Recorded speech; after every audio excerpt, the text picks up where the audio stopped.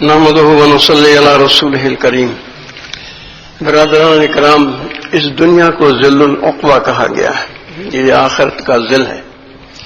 مثال کے طور پر آپ فرض کیجئے کہ ایک آدمی ہے جو کرائے کے مکان میں رہتا ہے. اس میں اتنی استطاعت نہیں تھی کہ وہ اپنا کوئی ذاتی مکان بنا سکتا. کرائے کے مکان میں رہتا ہے. کثیر الاولاد ہے، بچے ہیں، بیوی ہے، بیٹیاں ہیں، لڑکیاں ہیں.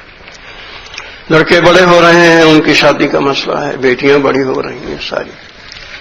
اب وہ سارا گھرانہ پریشان رہتا ہے کہ اس نے اپنا ذاتی مکان تو کوئی بنایا نہیں. اس کرائے کے مکان کو جس دن آخر ایک دن چھوڑنا پڑے گا تو ہمارا بنے گا کیا؟ اور اسی میں لڑکے جوان ہو رہے ہیں، ان کی شادیاں کرنی ہیں. بیٹیاں جوان ہو رہی ہیں، ان کی شادیاں کرنی ہیں. اسلام کا جو قانون ہے نہ اس کے مطابق کوئی صحیح پردہ ہو سکتا، نہ کوئی صحیح رہائش ہو سکتی. سارا خاندان پریشان رہتا ہے کہ یہ کرائے کا مکان ایک دن تو چھوڑنا ہوگا، پھر جائیں گے کہاں ہم سب؟ باپ نے تو کچھ کیا نہیں، بس کرائے کے مکان میں زندگی بسر. یا ایک انسان ہے جس نے بڑی مشکل سے کسی طرح 1-1.5 مرلے کا ایک مکان بنا لیا اپنا ذاتی. کثیر الاولاد ہے، اس کا بھی یہی حال ہے کہ اس 1-1.5 مرلے کے مکان میں بیٹے ہیں 4-5، تو بیٹیاں ہیں 2-3. تو شادی کر کے بیٹے کہاں لائے گا؟ تو بہویں کہاں رہیں گی؟ تو ان کے اولادیں کہاں رہیں گی؟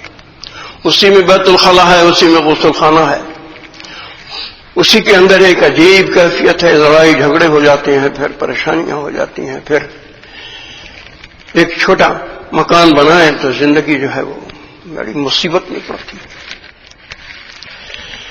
اسی طرح آخرت کی مثال ہے کہ اللہ تعالیٰ نے قرآن مجید میں فرمایا، اعوذ باللہ من الشیطان الرجیم، قوا انفسکم واہلیکم نارا. جو شوہر ہے، جو صاحب خانہ ہے، جو باپ ہے، اس کو اللہ نے خاص طور پر مخاطب فرمایا ہے اور کہا ہے بچا اپنے آپ کو اور اپنے گھر والوں کو آگ سے. رسول اکرم صلی اللہ علیہ وسلم کا ارشاد گرامی ہے کہ باپ کی ماں بیٹے کے لیے ایسی مفید ہے جیسے کھیتی کے لیے پانی ضروری. اسی تبلیغ نصاب کی کتاب میں لکھا ہوا ہے. تو ایک انسان ہے جس کو مخاطب کیا ہے، مسلمان ہے، یقین رکھتا ہے موت پر، جنت اور جہنم پر، آخرت میں ایک دن جانا ہے. اللہ تعالیٰ نے اس کو مخاطب کیا ہے، ہر مسلمان کو فرداً فرداً، کہ بچا اپنے آپ کو اور اپنے گھر والوں کو آگ سے. اب یہ شوہر کی ذمہ داری ہے کہ بیوی کو صحیح قرآن مجید پڑھنا آئے، وہ تمام ضروری مسائل نماز کے اور روزوں کے اور فرائض خمسہ کے جانے. یہ شوہر کی ذمہ، کیونکہ اس کے پاس کوئی دوسرا مرد نہیں آ سکتا. اس کی بیوی کے پاس، اس کی بیٹی کے پاس کوئی دوسرا مرد نہیں آ سکتا. یہ شوہر کی ذمہ داری ہے کہ تمام اپنے گھر کو اللہ کی اطاعت اور رسول صلی اللہ علیہ وسلم کی اتباع پر ڈالے. اب وہ اس سے غافل رہتا ہے. وہ کہتا ہے، اور دین میں لا اکراہ فی الدین، زبردستی نہیں. دین میں ایک چیز یہ بھی ہے کہ زبردستی نہیں، آپ زبردستی نہیں کر سکتے. پھر اللہ کا یہ حکم کہ بچا اپنے آپ کو اور اپنے گھر والوں کو آگ سے، یہ، اور دوسری طرف یہ حکم کہ لا اکراہ فی الدین، دین میں زبردستی نہیں. یہ نہیں کہ بیٹا جوان ہے تو باپ لے کر ڈنڈا کھڑا ہو جائے مارنے کے لیے اگر وہ نماز نہیں پڑھتا. تو ان کے اندر تطبیق کیسے ہے، مطابقت کیسے ہے؟ ان کے اندر مطابقت ایسے ہے کہ اللہ تعالیٰ کی عادت ہے، جو ایک شعر کے اندر کسی نے کہی ہے، کند ہم جنس با ہم جنس را پرواز، کبوتر با کبوتر باز با باز. اور حدیث شریف بھی اس کو ثابت کرتی ہے کہ انسان کے پیٹ کے اندر، ماں کے پیٹ میں جب نطفہ ہوتا ہے تو فرشتہ آتا ہے 4 مہینے جب گزر جاتے ہیں نطفے پر، اور اللہ تعالیٰ سے وہ 3 سوال کرتا ہے.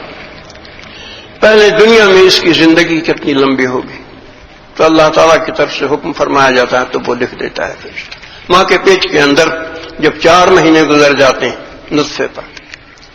دوسرا سوال یہ دنیا میں اس کا رزق کیا ہوگا؟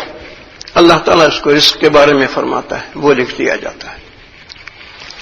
تیسرا سوال، یہ ماں کے پیٹ سے جب دنیا میں جائے گا تو سعید ہو کیا ہوگا یا شقی ہوگا؟ اللہ تعالیٰ جو جواب دیتا ہے وہ لکھ دیا جاتا ہے کہ یا یہ شقی ہو کے سعید ہو کے زندگی بسر کرے گا، صالح ہو کے زندگی بسر کرے گا، یا فاسق و فاجر ہو کے زندگی بسر کرے گا۔ اب وہ جو میں نے پہلے بات کہی تھی، اللہ تعالیٰ بڑا رحیم و کریم ہے اور وہ ارحم الراحمین ہے،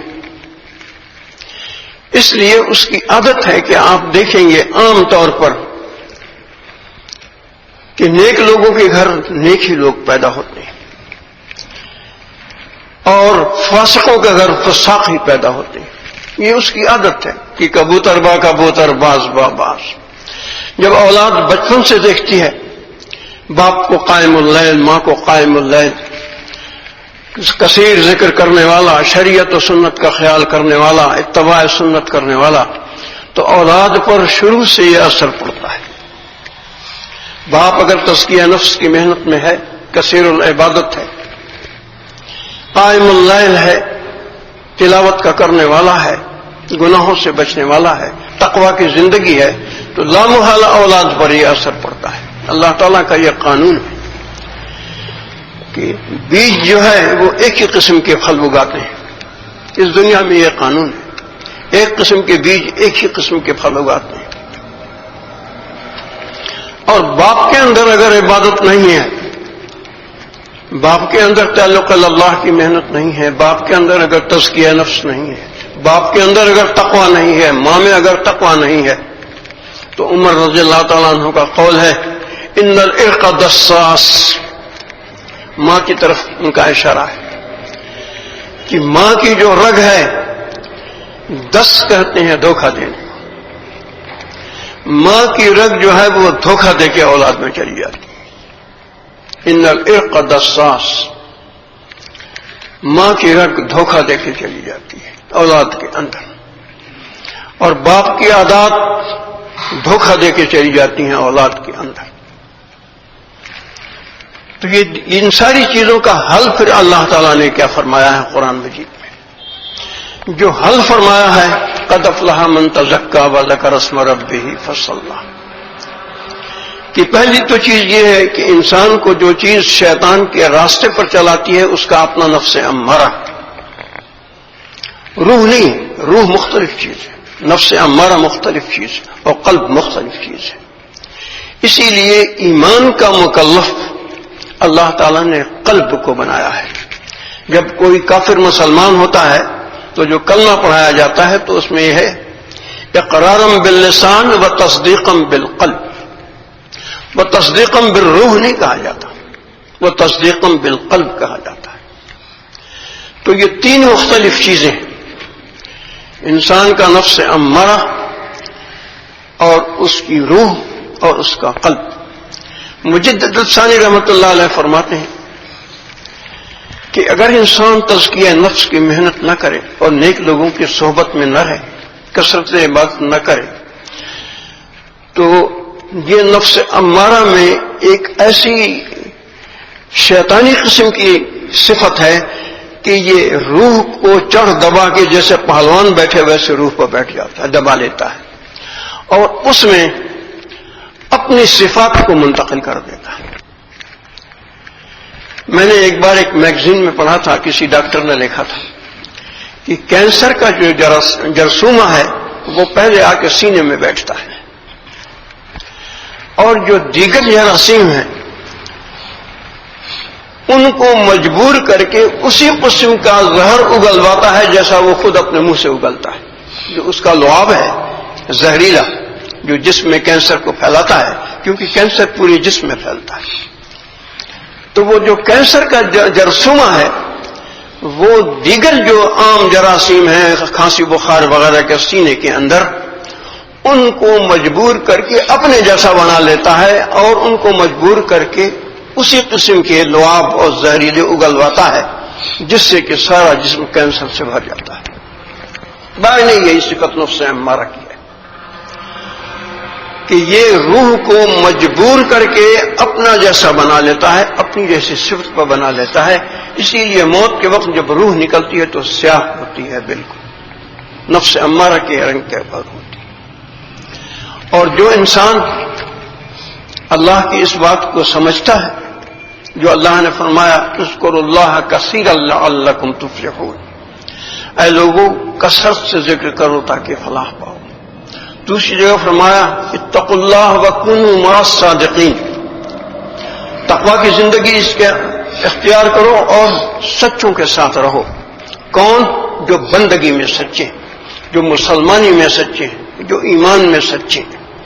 یہ نہیں کہ زبان سے ایمان تو عمل سے نفاق، زبان سے ایمان تو تمام حرکات و سکنات سے نفاق. یہ بات نہیں ہے.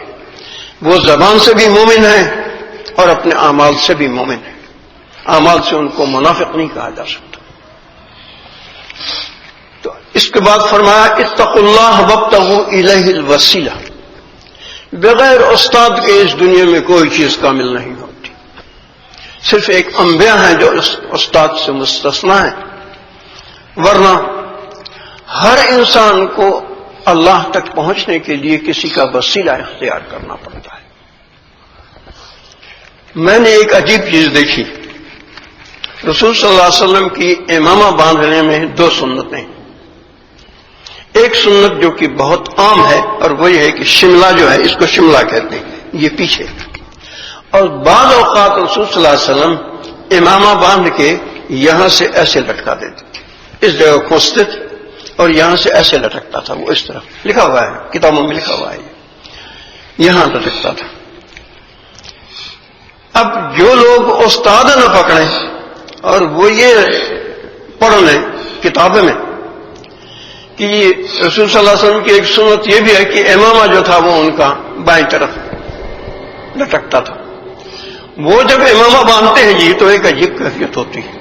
وہ کبھی سینے پہ آتا ہے تو کبھی پیٹھ پر جاتا ہے تو کبھی ادھر جاتا ہے تو کبھی ادھر جاتا ہے، کیونکہ انہوں نے کسی سے سیکھا نہیں ہے کہ بائیں طرف جو امام باندھتے تھے رسول صلی اللہ علیہ وسلم تو کہاں کھوستے تھے اور کہاں لٹکتا تھا، کیسے ہوتا تھا، سیکھا نہیں ہے اس کو. صرف کتاب میں پڑھ لیا ہے کہ دو طریقے ہیں امامہ باندھنے کے. ایک یہ کہ شملہ پیچھے ہوتا ہے، دوسرا یہ کہ شملہ سائڈ پر لٹکتا ہے بائیں طرف. تو آپ دیکھ لیں ان کا حال کیا ہے. تو یہی چیز ہے کہ اللہ تعالیٰ نے یہ بات کہی ہے اتقوا اللہ وابتغوا الیہ الوسیلہ. اللہ کی طرف سے ڈرو، پرہیزگاری اختیار کرو، چھوٹے بڑے گناہوں سے بچو اور اللہ تک پہنچنے کے لیے کوئی وسیلہ اختیار کرو. مفسرین کہتے ہیں وسیلہ سے مراد اعمال ہے، لیکن اعمال بھی کسی سے سیکھے جاتے ہیں. یہ قرآن مجید ایک عمل ہے، لیکن اس کو بھی آپ کسی سے جب سیکھیں گے تب پڑھنا آئے گا. نماز بھی ایک عمل ہے، لیکن اس کے مسائل کو جب آپ کسی سے سیکھیں گے تب صحیح نماز پڑھنی آئے گی. اسی طرح سے تمام اعمال کو تصور کر لیجیے. تو اس دنیا کی زندگی کے اندر انسان کو اپنے تزکیہ نفس کے لیے، جو کہ بڑا مکار ہے اور جس کے مکر کی کوئی انتہا نہیں ہے، بزرگوں نے کہا ہے کہ دو چیزوں کی کوئی انتہا نہیں ہے. ایک رسول صلی اللہ علیہ وسلم کے مرتبوں کی. اس سے اندازہ کیجئے کہ صرف امریکہ میں ہر سال 20,000 آدمی مسلمان ہو رہے ہیں. چند دن قبل میں نے یہ بات پڑھی تھی. اب یہ مسلمان جو ہو رہے ہیں، عمل کر رہے ہیں، تو رسول صلی اللہ علیہ وسلم کے درجے بڑھ رہے ہیں. جتنے لوگ نئے مسلمان ہو رہے ہیں، جتنے لوگ عمل کر رہے ہیں، رسول صلی اللہ علیہ وسلم کے درجے بڑھ رہے ہیں. تو آپ کے درجات کے امتحان ہیں. اور انہی بزرگوں کا قول ہے نفس امارہ کے مکر کی بھی کوئی انتہا نہیں، کیونکہ ابلیس کو بھی جس چیز نے ابلیس بنایا وہ اس کا نفس تھا. کیونکہ تکبر نفس کی صفت ہے، یہ ظاہر کی صفت نہیں. ابلیس جو بنا، جو معلم الملکوت کہا جاتا تھا، اور جس نے آسمان کے شاید ہی کوئی جگہ چھوڑی ہو جہاں عبادت نہ کی ہو اللہ کی، وہ ابلیس اس لیے بنا کہ اس کی باطن کی صفائی حاصل نہیں تھی.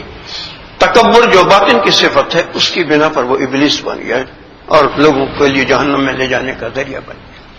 تو یہ بات جو ہے اتقوا اللہ وابتغوا الیہ الوسیلہ، اسی کو بعض بزرگوں نے اس طرح کہا ہے، یک زمانہ صحبت با اولیاء بہتر 100 سالہ طاعت بیریا، کہ ایک زمانہ تم اللہ کے کسی نیک ولی کی صحبت میں رہو تو یہ 100 سال کی بیریا عبادت سے افضل ہے۔ اور باجید بستامی رحمۃ اللہ علیہ کا قول ہے، نیکوں کی صحبت نیک کام کرنے سے بہتر اور بروں کی صحبت بد کام کرنے سے بدتر۔ سبحان اللہ و بحمدہ، سبحانک اللہم و بحمدک، اشہد ان لا الہ الا انت استغفرک۔